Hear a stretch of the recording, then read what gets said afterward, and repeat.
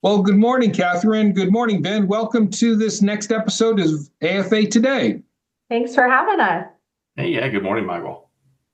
AFA Today is kind of an outreach effort so people feel like they know what's happening on the inside. So this conversation is especially relevant because we're going to talk about all things government relations and industry standards. And I think this is a very valuable conversation to have, especially in light of the fact that the U.S. Senate just read on the floor Alex's Law. So let's talk about what got us here today, this idea of Alex's Law and what is it and why are we standing with the Hummingbird Alliance. So Catherine, why don't you start with that? What's Alex's Law and what actually happened last week? Yeah, thank you. Well, Alex's Law is a really exciting piece of legislation that, as you mentioned, was just introduced in the U.S. Senate.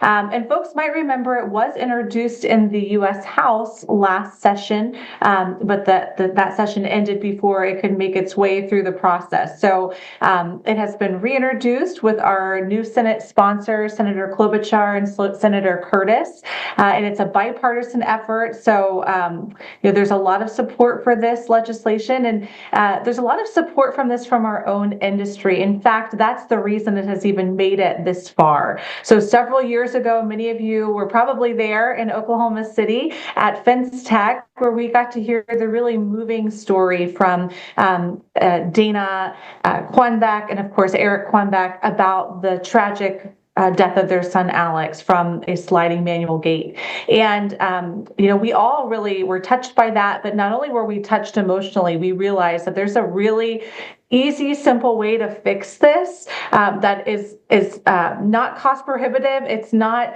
a ton of extra training. It's something that we can do that actually most of our installers are already doing in the electric gate automated world. And I know Ben is here and representing ASTM as well, so I'll let him speak to that in just a minute. But when we realized that there were a lot of easy steps, we thought, this is just a no-brainer. The response from Eric and Dana's presentation was significant, overwhelming. People wanted to do something. People wanted to get in front of this and do something long before we even thought of legislation. When the Quanbecks to the Hummingbird Alliance came to AFA, they had already started doing some things in their local state of California.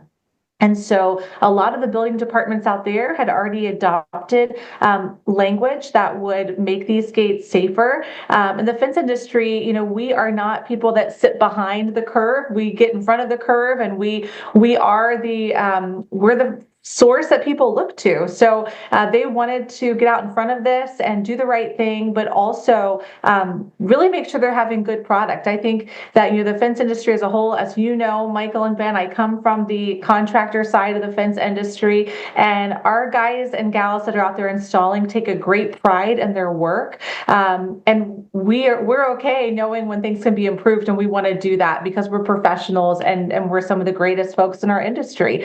So this was a no-brainer. And then that process of getting it to federal law, we realized that, we want everybody to be safe and to benefit from this really good standard and legislation. And so we had originally worked with the Hummingbird Alliance as they reached out to their state congressmen, their local state congressmen. That's kind of how it got started in the federal world. And then, of course, they were gracious to include us as being the fencing professionals and experts to make sure that that law was written in a way that really reflected what the industry saw as best practices, and also what installers were on board with and already doing and could really activate change in their local regions by the new law. So all that to say, that's kind of what brought it to here. We've had a lot of work over the last 18 months on this issue, particularly around gate safety, not just with Alex's Law, but also looking at different codes that reflect the same type of gate safety standards with 1184. I think we'll talk about some of that too, but it's been a great process. The process is just starting. It just got introduced, as you said, Michael, and so we have a ways to go. It's a long process, but it's one that we are excited to be involved in. Oh, great. So one of the things that I'd like to just recognize in this, that this isn't just a legislative effort. There is a code effort. There is also an awareness effort. And I think you're absolutely right. When we had the Quanbex be part of our education series at FinStech, in fact, host our keynote at that particular FinStech in Oklahoma City, you're right. The industry reaction to that, those people that were sitting in the room, was definitely one that said, let's lead on this behavior. Let's lead in this particular issue. And what I love about this is this idea that we did this 20 years ago when we were talking about raising automated gate safety. And so let's kind of peel. That's how we got here in terms of the legislation being introduced on the Senate floor. I want to be very specific about what this legislation does, Catherine. This legislation directs the Consumer Product Safety Commission to take a deeper dive look and then provides resources for education. That's, at the end of the day, this legislation tells the CPSC to make this an issue and make it an issue that people are aware of. Is that basically how you'd summarize Alex's law? Yeah, and I think specifically too, as it relates to gates, of course, it will make the standards that we already are following with 1184, F900, 2200, and UL 325 for automated gate manufacturers. All it is doing is taking those things that are already out there, already exist. You can go read those standards, and that's exactly what you're going to get. In this law, it references those to be the guideline to follow, and then also would allow for monies to be available to Consumer Product Safety Commission to be able to make awareness campaigns. And what does that look like? Well, I think I just heard an ODOT commercial in the car yesterday about the importance of driving slow past construction areas.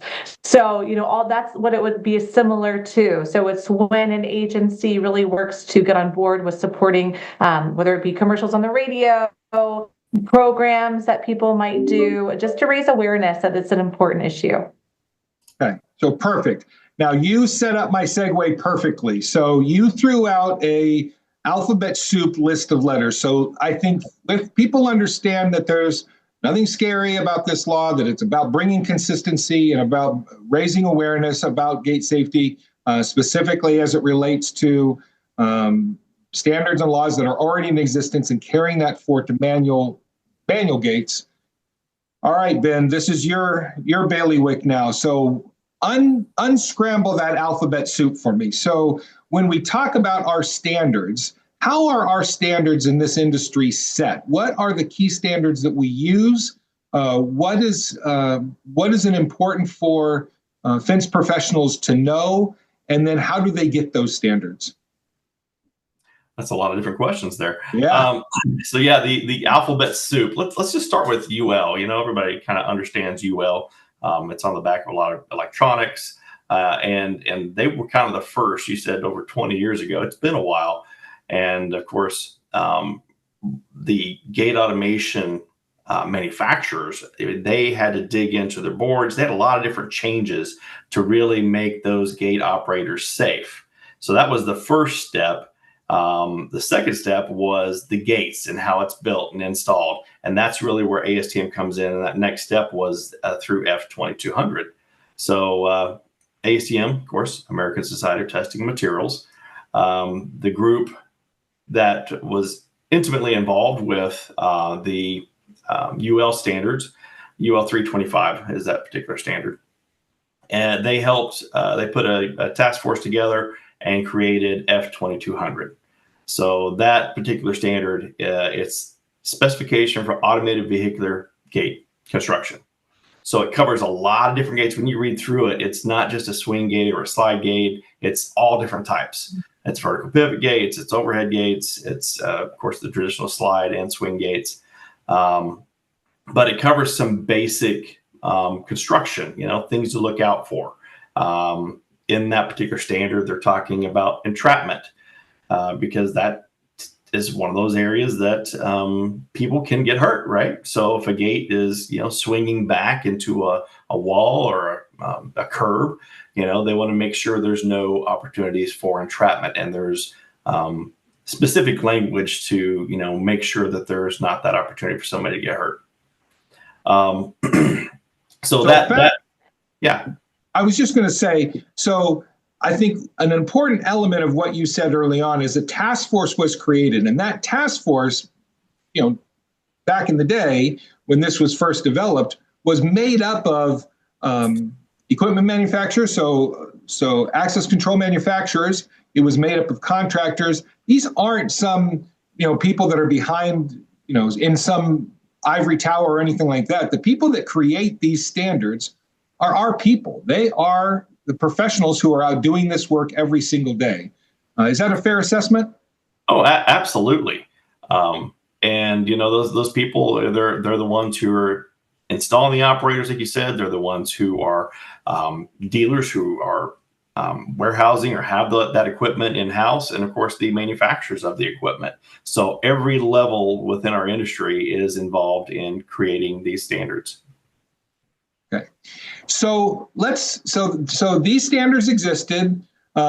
Specifically, the ones that most people in the industry would be familiar with is F2200, so the standard for automated vehicular gates. And then, so fast forward to today. So the way that the Hummingbird Alliance and others felt that it was in the best interest of the industry to bring some consistency to between that standard and then manual gates. Is that where we are today? Yes, it was interesting because you think about all the accidents that happened. I mean, because when you talk about UL 325, it kind of tiptoes into garage doors too. So lots of automated type doors, and really as an industry, we didn't challenge any of our gate standards because we've had gate standards for years, and it wasn't until that we had the Quambex, who, and I still remember the first conversation I had with Eric. I mean, it made your heart drop. Yeah. And you're like, oh my goodness. Yeah, we need to change it. We need to take action now. What are we doing? And I remember, several phone calls like, okay, let's get this standard changed. And the language was already there. The work that was done before in the vehicular gate, automated vehicular gate standard was already there. So all we did is have to tweak it a little bit and really make it work for the 1184 standard. So that's F1184. But also when we touched those standards again, we noticed, oh, hey, we need to make sure the language includes all different types of slide gates. Because at first, that particular standard only covered one type of slide gate. So, so whenever I remember talking to Nick Reich about this, we were writing the language, and I was like, okay, hey, let's bounce this off each other real quick. Okay, do we call it a roll gate? Is it because there's cantilever gates, there's roll gates, there's V-track gates, there's all this different terminology. So we were trying to find the most generic that was identifiable that we could include in that particular standard. So one of the things that happened as part of that process, and what I like about this process, is the iterative nature. It's very much, when we talk about standards development, or we talk about code development, or we talk about legal legislation, it's in a very much an iterative process. So you learn and then you adapt, and you learn and then you adapt. And I remember part of that discussion happening where there was another tragedy. So here we are working with these larger slide gates, and we were having that discussion. And then there was another tragedy in Utah, which is why Senator Curtis of Utah, Republican junior senator from Utah, decided to pick this up and advocate for this, is because there was a tragedy in Utah with the swing gate. And so we learn as we get more information and we have more discussion and we have more dialogue about these things, we learn and we adapt these things and take into consideration. So I'd like to just address that aspect of the process.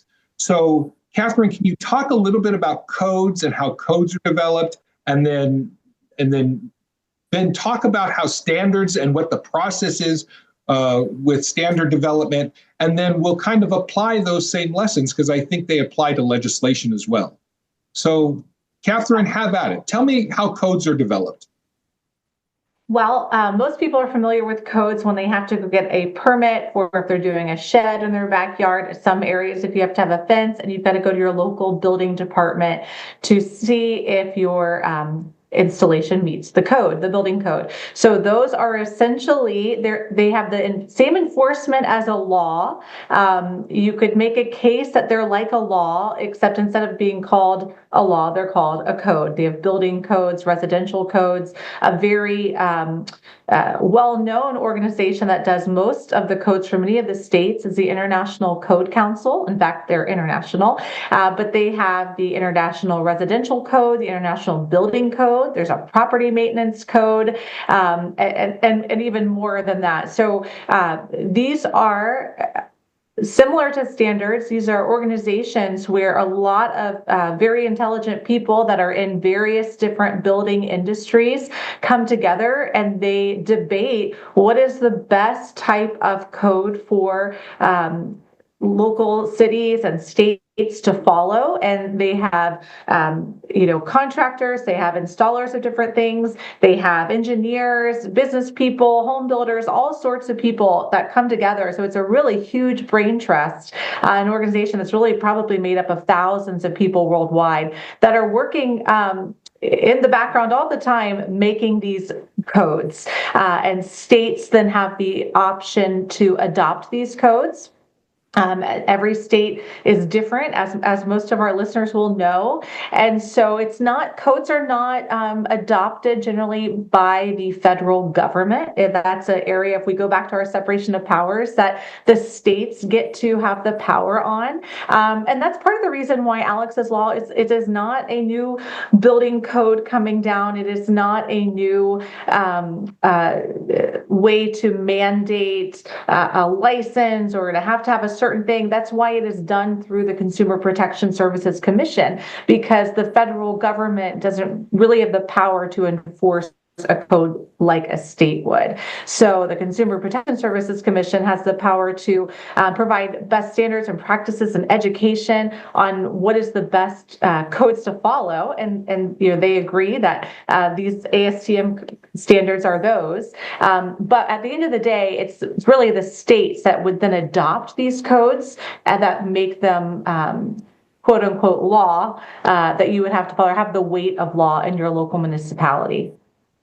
Okay, so the key element that I'm taking away from what you just said is that it's still people coming together, our colleagues, our people that are involved in this, and they're hashing out the language associated with this. This isn't, again, a bunch of people sitting in the back room somewhere trying to do something secret. This is a very iterative learning process. So, Ben, when you're talking about standards development, kind of the meat and potatoes that go into how people use the codes, how are the standards developed, and how are they assessed, and how do they evolve over time? Great question, Michael. So I'm going to kind of share a story, because as I hear, I guess over the last year and a half, 2 years, there happened to be a particular standard where a gentleman had created something to kind of help support the post when it's being installed. And he, at the time, didn't know how to get that product into the market. So what he did was like, well, this helps with the construction of it. So what can I do? So he brought that to our committee, and we said, oh, that's easy. You go to this standard right here. And what we can do is we can write in there, change the language just a little bit to adopt that new wave installation. And that new wave installation actually helps the longevity of the post. So I say that because anybody can bring an idea to us, whether it's, they have a new product or they have a new idea, and they're like, hey, wouldn't it be better if we installed in this fashion or use these types of products? And a lot of it is driven by quality. They want a better installation. So let me back up here a second and just kind of, I guess, outline, well, how do people use standards?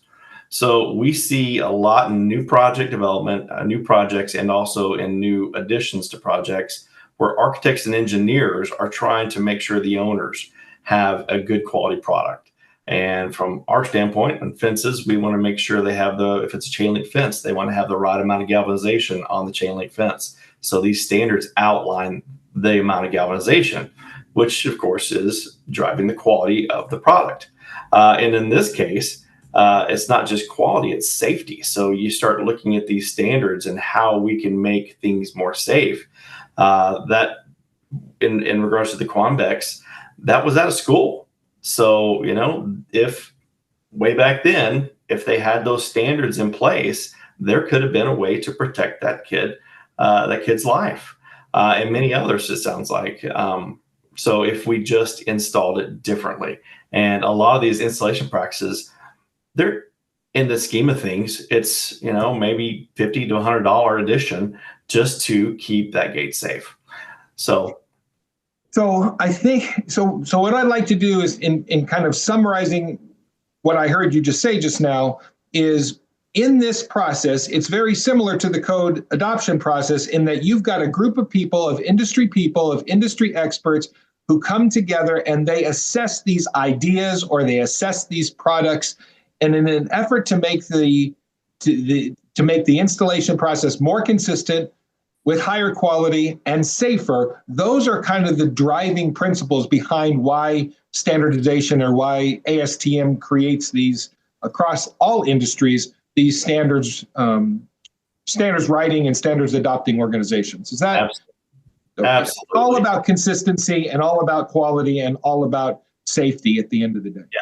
And during that process too, I mean, once the idea hits, they determine, hey, which group does this go in? Because there's 4 or 5 different groups, whether you're chain link, ornamental, PVC, and then they, if it's a new standard, they take probably an existing standard and they put it out there, and there's just that language is very similar to a lot of others. You're out of scope. What are we trying to do here? And then we write general requirements, and it's thrown out there into a collaboration group that anybody can jump onto. So it's not like they have a standard to put out there, it's voted on. There's this process where a lot of people can jump in, and it's a very easy system because you just log in, you make a little comment. There's a consistent feed that, hey, what if we change this, or what if we did that? So it's not where you have to have a meeting every time. It can be done at your leisure. And of course, there's a time frame put to those before it is put to vote.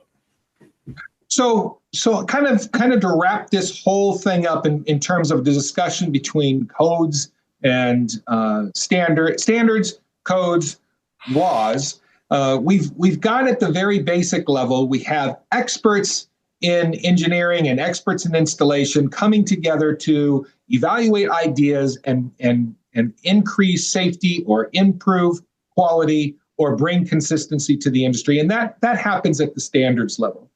Then at the code level, we have the evaluation of those and kind of let's elevate the game for everybody. And the code adoption folks go through the same evaluative process. And either they adopt that standard or they don't, or they include that standard or they don't. But that kind of gives it the force of law. So that's what building code officials can measure an installation to.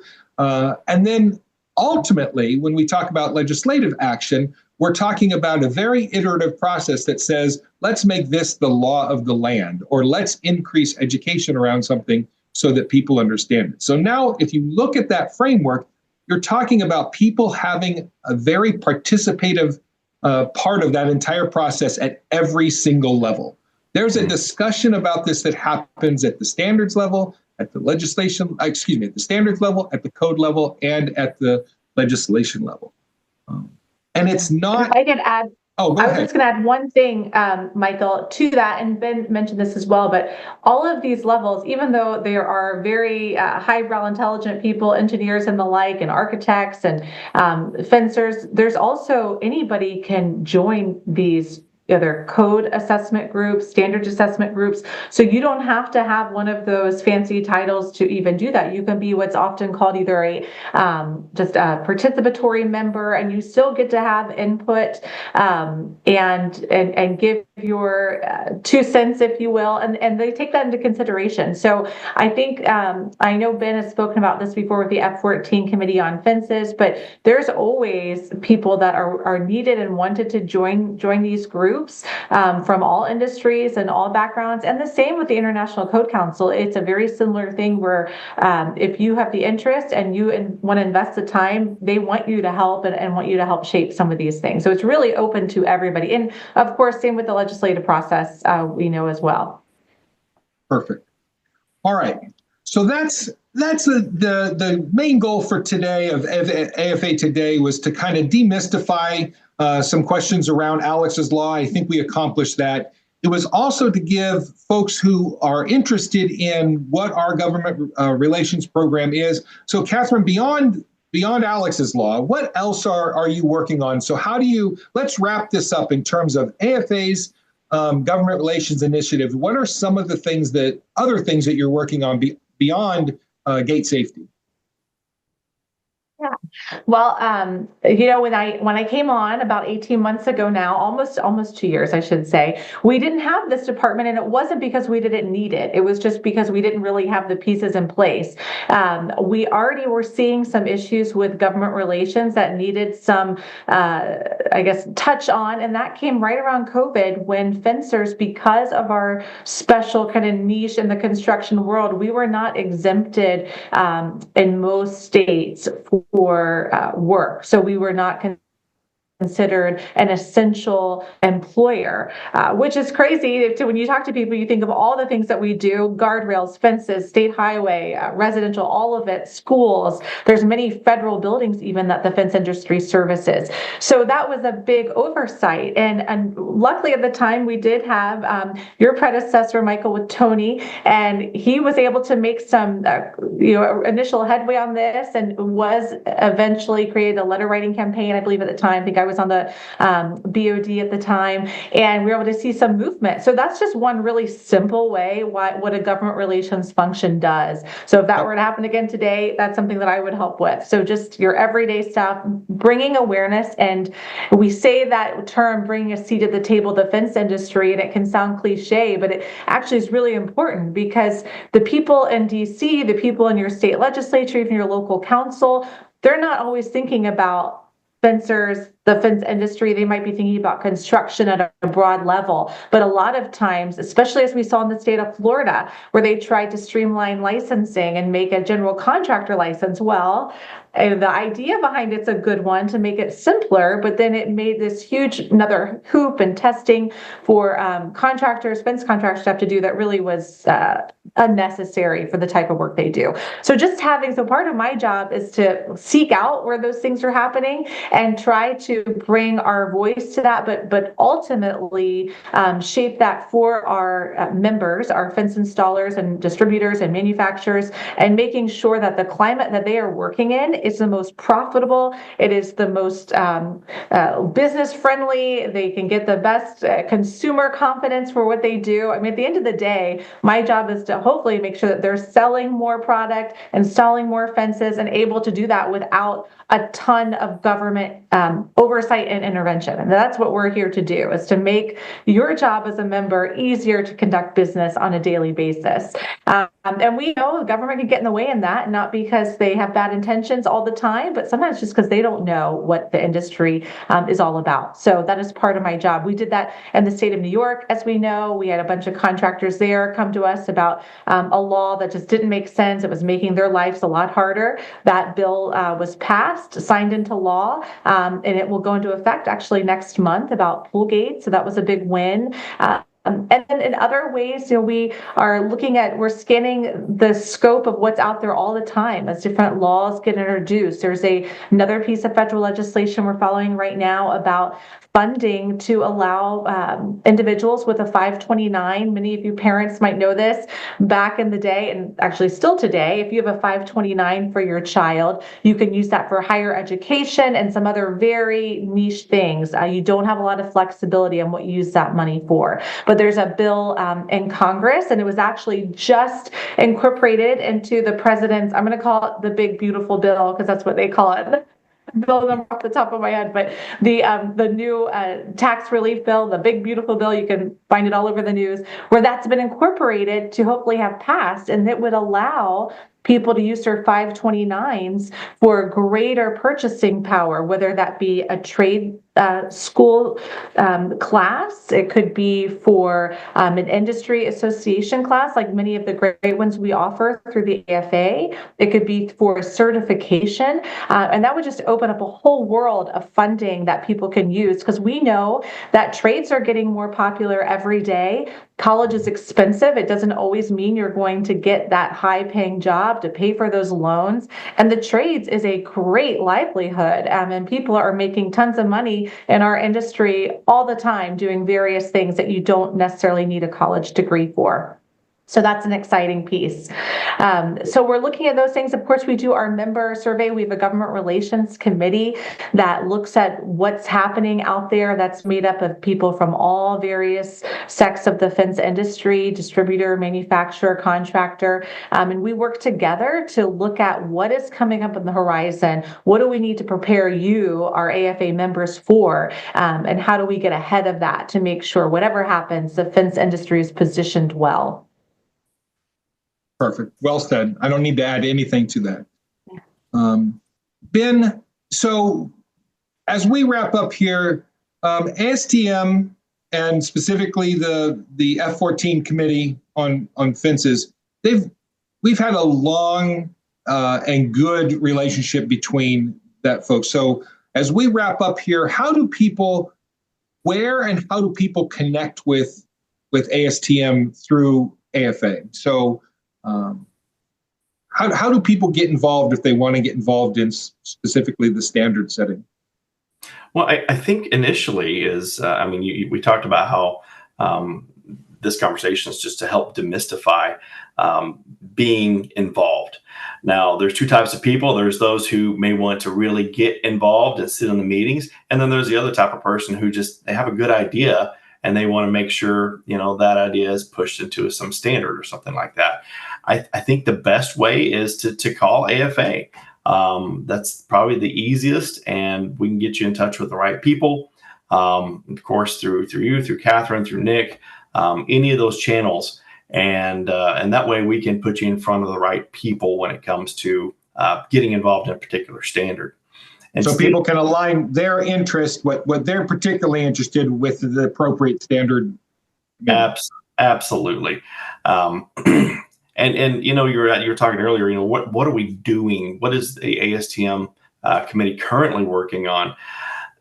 It's interesting because I've been at this for over 10 years, and it seemed like the standards really didn't go anywhere.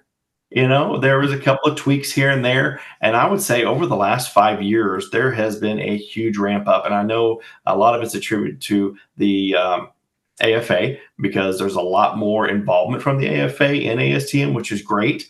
But also the projects out there, they're a little more meticulous. They're looking into these jobs. They want to make sure that the product that is being installed is the right product. And they're looking at specific tests, and those tests are in these standards. And the reason that some of these things are like high security, our infrastructure. You think about the attacks that we have on our infrastructure. There is standards that speak to being able to breach or cut through. And I know that's one thing that's in the queue right now and has been worked on for years, is improving that particular standard. There's also standards to protect, like storefront you have Granny who's out there and accidentally hits the gas pedal instead of the brake, and goes through a storefront. I know that is a huge topic out there. I was just talking yesterday to Rob Miller about that, and he's involved in a lot of those particular types of cases. And he, of course, looks back at the standards. And that particular standard, there is a couple of standards out there, F3016, developed to protect storefronts, to protect people.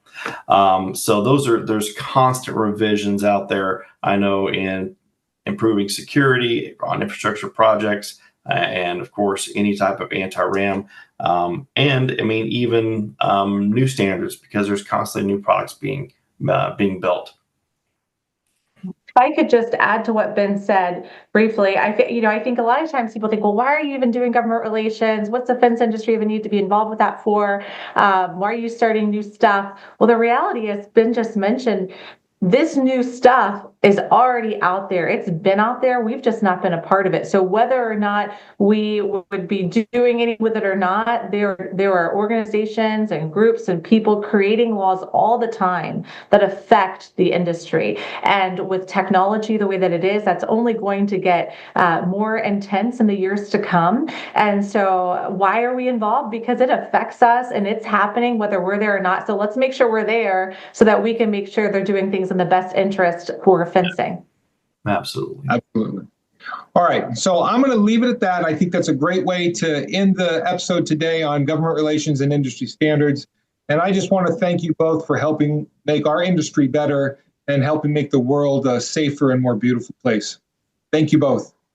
Thanks, Michael. Thanks for having us.